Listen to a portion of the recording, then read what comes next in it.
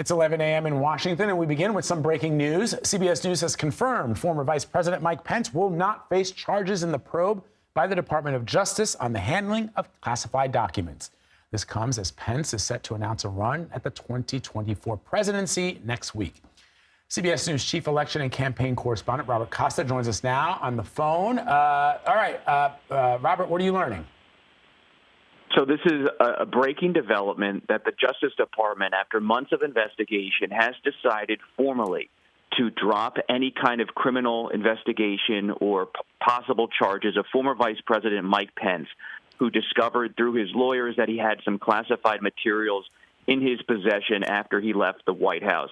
For months, they have been talking to Pence witnesses. They have been talking to Pence himself, trying to see if there was any criminal intent to have these records. Ultimately, the Justice Department has said they do not believe there was any crime that took place here, just a mistake, and this was outlined in a letter to Pence and his attorneys. So, a lot of people will remember how this unfolded, that after there were documents found at the former President Trump's place, then suddenly everyone was searching their garages and their offices at home, and lo and behold, classified documents were popping up at other places too. So how is this different from what the former President Trump is accused of doing? So much of these investigations have an overlap in the sense that they are about the handling of classified records, but the handling itself is really the point of interest for prosecutors as they look into whether they want to mount a case and ultimately indict people for how they handled these records.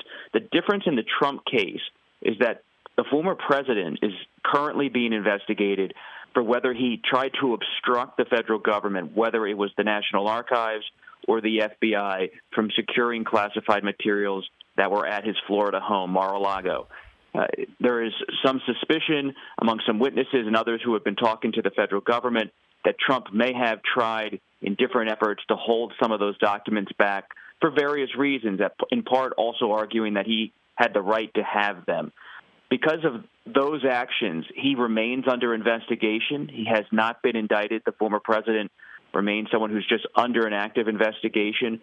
But the Pence investigation ended a bit more quickly because it was a bit more cut and dry based on our reporting. Pence found the documents, immediately alerted the federal government.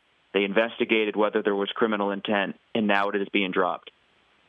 And let's talk about President Biden, Robert.